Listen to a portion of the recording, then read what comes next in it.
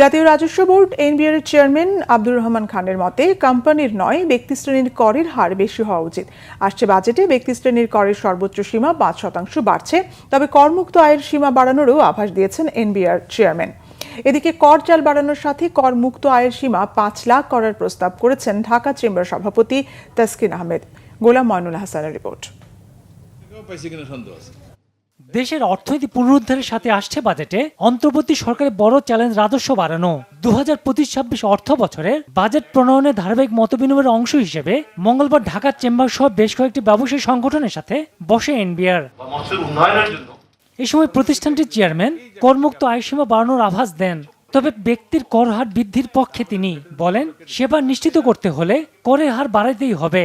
Tax কমাই দিলে বা ট্যাক্স ফ্রি করে দিলে ব্যবসা হবে, নাহলে ব্যবসা হবে না। এই জায়গাটা থেকে বেরোতে হবে। না, এটা এটা এটা একেবারেই ঠিক না। এই জায়গাটা দয়া করে আপনারা, আমি এতক্ষণ পর্যন্ত আপনাদের সব কথা মেনে নিলাম, কিন্তু যখন বলতেছে যে একটু ট্যাক্স কমাই দিলে আরো ইনভেস্টমেন্ট বাড়বে, এটা ঠিক। ভ্যাটে অনেকগুলো করের হারের কারণেই যত ঝামেলা বলে মন্তব্য করেন এনবিআর চেয়ারম্যান।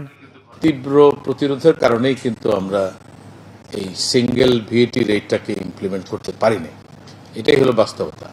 এবং এর সবচেয়ে বিড়ম্বনা কিন্তু ব্যবসায়ীরা পড়েছে, কারণ আপনারা 5% মিনিমাম, এই যে ধরুন অনেক কমপ্লিকেট হয়েছে, 15, 10, 7.5, 5, কিন্তু আপনি যদি সিঙ্গেল রেটের ভিটি রাখতেন এবং আপনি ইনপুট ভ্যাট ক্রেডিট নিতেন, তাহলে অনেক ক্ষেত্রে আপনার 1%-এরও কম ট্যাক্স দিলেই হতো, কিন্তু এখন আর সেটা আপনি সুযোগ পাচ্ছেন না।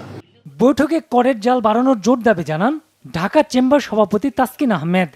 জিডিপির অ্যাক্টিভিটি 48% কিন্তু ঢাকা এবং চট্টগ্রাম কেন্দ্রিক, ওয়ারেজ আমাদের যে ট্যাক্স কালেকশনের প্রায় 88%-এর ঊর্ধ্বে কিন্তু এই দুটো অঞ্চল থেকে আসছে।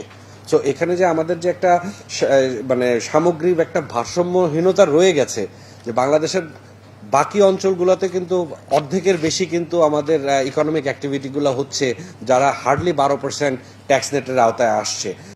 শুধু রাজস্ব বাড়ানোর লক্ষ্যে কর হার বাড়ানো হবে না বলে আশ্বস্ত করেন এনবিআর চেয়ারম্যান। ভ্যাটের যে গোলাম ময়নুল হাসান, বাংলা ভিশন, ঢাকা।